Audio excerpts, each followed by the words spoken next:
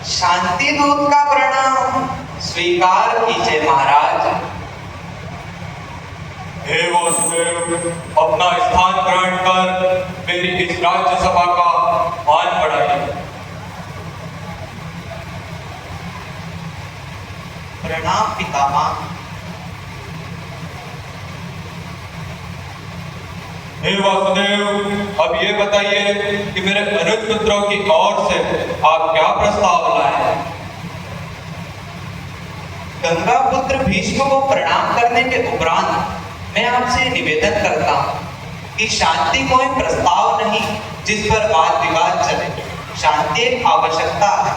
हे महाराज, युद्ध में पराजय तो केवल एक ही की होती है, किंतु दोनों ही ओर से लड़ने वाले योद्धा वीर गति को प्राप्त होते हैं।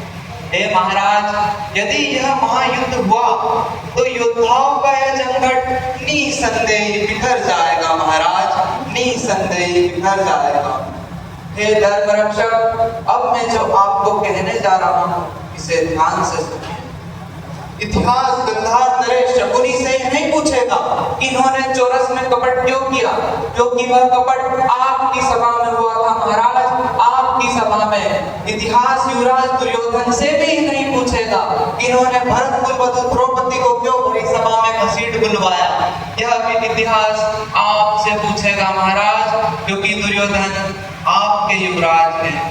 हे धर्म रक्षक, यदि युद्ध हुआ तो आपके पास होने को कुछ भी नहीं रह जाएगा, ना पुत्र ना अनुज पुत्र।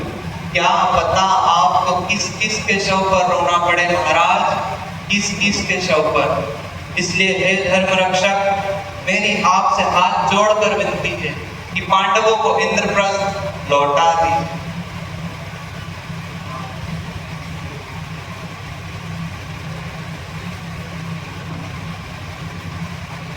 वासुदेव, मुझे तुम्हारा शांति प्रस्ताव स्वीकार नहीं। वचन के अनुसार पांडवों को 12 वर्ष का वनवास स्वीकार कर लेना था और वे राज मांग रहे हैं।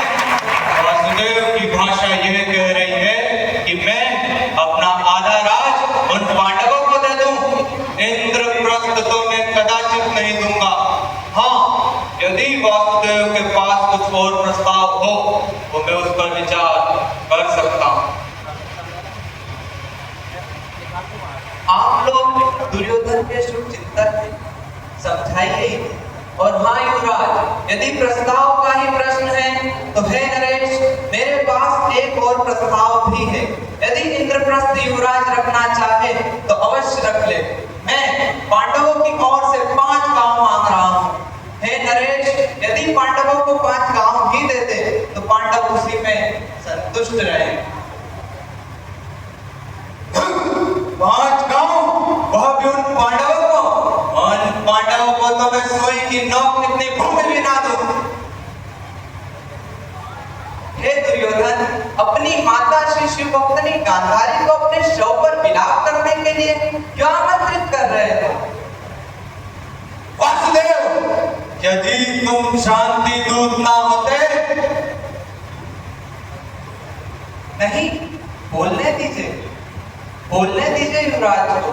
यदि मैं दूत ना होता तो क्या कर लेते युवराज? क्यों मेरी माता श्री की बात करने पर मैं तुम्हें बंदी बना लेता और तुम्हें बंदी बनाकर कारागृह में डाल देता। राजदूत को बंदी बनाओगे? एक अहंकारी दुर्योधन, यदि हमें बंदी बना सकते हो तो अवश्य प्रयत्न कर देख लो।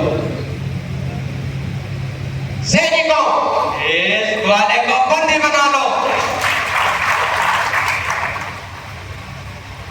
मुट्ठी में 3 अंगार